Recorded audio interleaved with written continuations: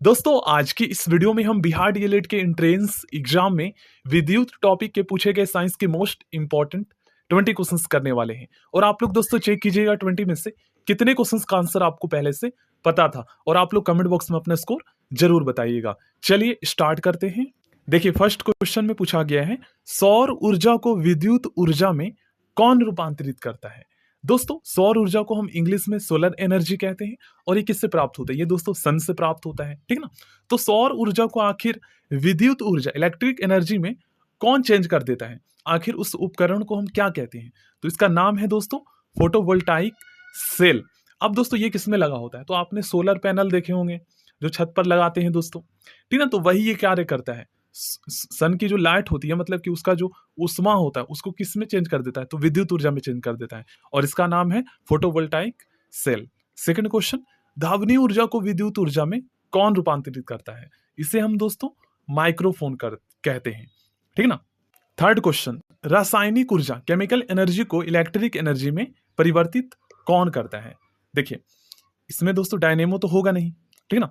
इसका सही आंसर होगा विद्युत सेल, ठीक है, जिसे हम इंग्लिश में इलेक्ट्रोकेमिकल सेल कहते हैं। ये इसका एग्जैक्ट नेम है। इसका सही आंसर ऑप्शन सी होगा। फोर्थ क्वेश्चन, विद्युत ऊर्जा को उष्मीय या उष्मा ऊर्जा में कौन रूपांतरित करता है। तो इसका सही आंसर होगा दोस्तों विद्युत हीटर। ये क्या करता है, ये दोस्तों विद्युत से चलता है, ये तो आपको पता ही है। तो ये दोस्तों विद्युत ऊर्जा को उष्मीय ऊर्जा में चेंज कर देता है, और इसका कार्य आपको पता ही है, कहाँ कहाँ यूज करते हैं विद्युत हीटर का।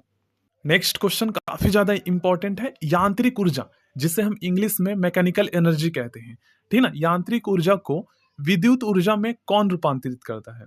तो इसका सही आंसर होगा दोस्तों डायनेमो, जिसे हम जनरेटर भी कहते हैं, ठीक ना। ये क्या करता है दोस्तों, यांत्रिक ऊर्जा को विद्युत ऊर्जा में रूपांतरित करने का कार्य करता है, जिससे इलेक्ट्रिक जनरेट होते हैं, ठीक ना, विद्युत पैदा की जाती है। नेक्स्ट क्वेश्चन, विद्युत ऊर्जा को प्रकाश ऊर्जा में कौन रूपांतरित करता है। तो इसका सही आंसर होगा दोस्तों, देखिए थोड़ा सा ऑप्शन की टाइपिंग में मिस्टेक हो गया था। इसका सही आंसर क्या होगा दोस्तों, विद्युत बल्ब। ये क्या कार्य करता है, ये विद्युत ऊर्जा को प्रकाश ऊर्जा में चेंज कर देता है। ऑप्शन बी इसका सही आंसर होगा। नेक्स्ट क्वेश्चन, विद्युत ऊर्जा को यांत्रिक ऊर्जा मैकेनिकल एनर्जी में कौन रूपांतरित करता है। इसका सही आंसर होगा दोस्तों विद्युत मोटर, और इसका यूज इलेक्ट्रिक फैन में, तो इसका यूज दोस्तों वॉशिंग मशीन में भी किया जाता है, मिक्सर में किया जाता है, और भी बहुत जगह इनका उपयोग किया जाता है। नेक्स्ट क्वेश्चन, प्रकाश ऊर्जा को रासायनिक ऊर्जा में कौन बदलते हैं। काफी ज्यादा इंपॉर्टेंट क्वेश्चन है ये, तो इसका सही आंसर ऑप्शन बी होगा। प्रकाश संश्लेषण की जो प्रक्रिया है, इसमें क्या होता है दोस्तों, प्रकाश ऊर्जा को रासायनिक ऊर्जा में चेंज किया जाता है, ठीक ना। नेक्स्ट क्वेश्चन, एक ऐसी युक्ति जो आवर्ती धारा मतलब कि अल्टरनेटिव करंट को दिष्ट धारा मतलब डायरेक्ट करंट में बदलने का कार्य करती है, तो इसे हम क्या कहते हैं। इसका नाम है दोस्तों रेक्टिफायर, ठीक ना। ऑप्शन है इसका सही आंसर होगा। ये अल्टरनेटिव करंट को डायरेक्ट करंट में बदलने का कार्य करती है। यहां पर आप लोग और पढ़ सकते हैं।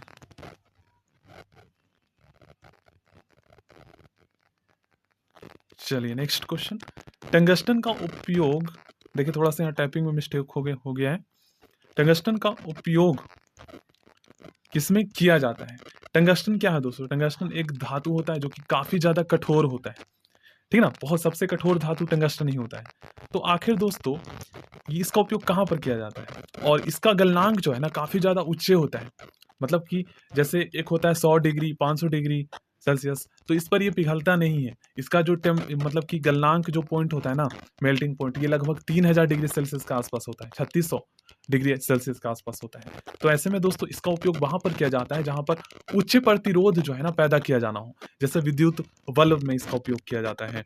इसका उपयोग तो यहाँ पर तो विद्युत बल्ब ऑप्शन में है नहीं, देखिए इसका आंसर विद्युत बल्ब होगा, ठीक ना।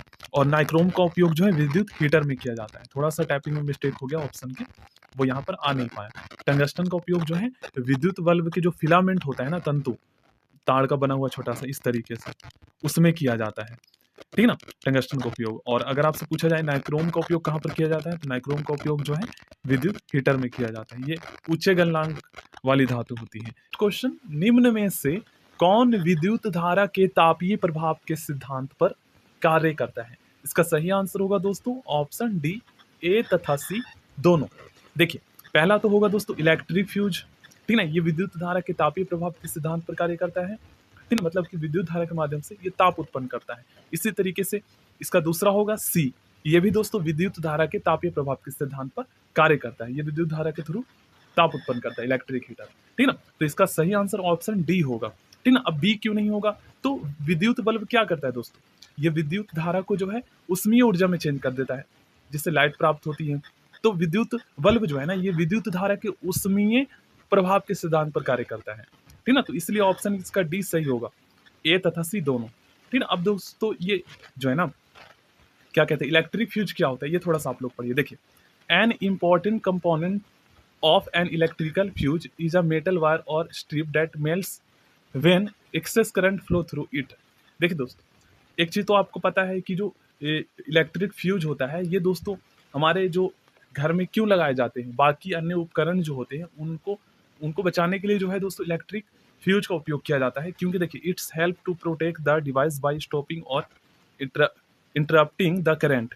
An electrical fuse is a safety device that operates to provide protection against the overflow. ठीक ना, देख लीजिए, overflow of current in an electrical circuit, तो ये हेल्प करता है। आई होप आपको समझ में आया होगा। इलेक्ट्रिक हीटर की कुंडली बनाने में किस पदार्थ का प्रयोग किया जाता है? इलेक्ट्रिक हीटर की कुंडली बनाने में दोस्तों नाइक्रोम का प्रयोग किया जाता है। क्वेश्चन नंबर 13, देखिए क्या कहा गया है। किसी बल्ब से 220 वोल्ट पर 2 एम्पियर की धारा प्रवाहित होती है, तो फिलामेंट का प्रतिरोध क्या होगा? देखिए दोस्तों, प्रतिरोध फाइंड करने का बस सिंपल सा फॉर्मूला है। आपको क्या करना है, वोल्ट अपॉन में एम्पियर कर देना है। 220 बटे में आप क्या कर दीजिए, 2 कर दीजिए, आपका रेजिस्टेंस निकल जाएगा। और प्रतिरोध का एसआई मात्रक क्या होता है, इसको किस में मापते हैं? ओम में मापते हैं। ठीक ना, तो इसलिए ये जो है, ये सभी आप देख रहे हैं, ये ओम का साइन है। 2 से आप भाग करेंगे तो आपका 110 ओम आ जाएगा। ठीक ना, इसका सही आंसर ऑप्शन बी होगा। और प्रतिरोध को किससे मापा जाता है, किस उपकरण से? तो ओम मीटर के द्वारा, याद कर लीजिएगा। चलिए नेक्स्ट क्वेश्चन, लघु पतन। ठीक ना, शॉर्ट सर्किट के समय परिपथ में विद्युत धारा का मान क्या होगा? बहुत अधिक होता है। ठीक ना, देखिए नेक्स्ट क्वेश्चन, एक विद्युत हीटर की कुंडली जिसका प्रतिरोध 55 ओम है, 220 वोल्ट के स्रोतों से जो विद्युत धारा खर्च होगी उसका मान क्या होगा? तो वही आप फॉर्मूला लगा दीजिए और इसको क्या कीजिएगा, फॉर्मूले थोड़ा सा चेंज कर दीजिएगा। R is equal to V upon में आई, ये वाला हमने लगाया था फॉर्मूला। ठीक है, तो आपको क्या करना है दोस्तों, यहाँ पर आप देखिए, रेजिस्टेंस तो हमें पता है और वोल्ट भी पता है, हमें निकालना क्या है, विद्युत धारा कितना खर्च हुआ है। ठीक ना, जिसे हम विद्युत धारा को एम्पियर में मापते हैं। तो आप क्या कीजिए, जो वैल्यू आपको पता है उसको रख दीजिए, रेजिस्टेंस के स्थान पर आप 55 रख दीजिए, इज इक्वल टू वोल्ट 220 रख दीजिए और यहाँ पर आप आई कर दीजिए। ठीक ना, अब इसको आप क्या कीजिए, क्रॉस मल्टीप्लाई कर दीजिए। ठीक ना, एम्पियर ही तो हमें नहीं करना है, और विद्युत धारा को हम किस में मापते हैं, एम्पियर में मापते हैं। और जिस यंत्र के द्वारा मापते हैं उसको हम एमीटर कहते हैं। तो यहाँ पर तो एम्पियर का ही हमें देखना है। ठीक, अब क्या कीजिए, तो यहाँ पर 55 गुना में आई, इलेक्ट्रिसिटी यहाँ पर विद्युत धारा को जो है यहाँ पर रिप्रेजेंट करता है, इज इक्वल टू 220। अब आई आप यहीं पर रहने दीजिए, इज इक्वल टू 220। ठीक है, आई गुना में 55 हुआ था ना, तो गुना वाला इधर बराबर क्या इस साइड में आकर भाग में चेंज हो जाएगा। अब 55 से जब आप 220 में भाग करेंगे तो कितना आएगा, 5 से कैंसिल करते हैं। देखिए 5 चौक 20, 5 चौक 20, ऊपर में 5 एकम 5, 5 एकम 5, 11 चौक 44। ठीक है ना, तो आपका कितना आ गया, विद्युत धारा खर्च होगी 4 एम्पियर। इसका सही आंसर ऑप्शन ए हो जाएगा। ठीक है ना, 4 एम्पियर। नेक्स्ट क्वेश्चन, हमारे घरों में जो विद्युत आपूर्ति की जाती है वह कौन सी धारा होती है दोस्तों, कितने वोल्ट का? तो इसका सही आंसर होगा ऑप्शन सी, 220 वोल्ट पर प्रत्यावर्ती धारा, अल्टरनेटिव करंट, जिसे हम शॉर्ट में एसी कहते हैं। नेक्स्ट क्वेश्चन, अमीटर या एमीटर कह सकते हो, एमीटर को विद्युत परिपथ में कैसे जोड़ा जाता है?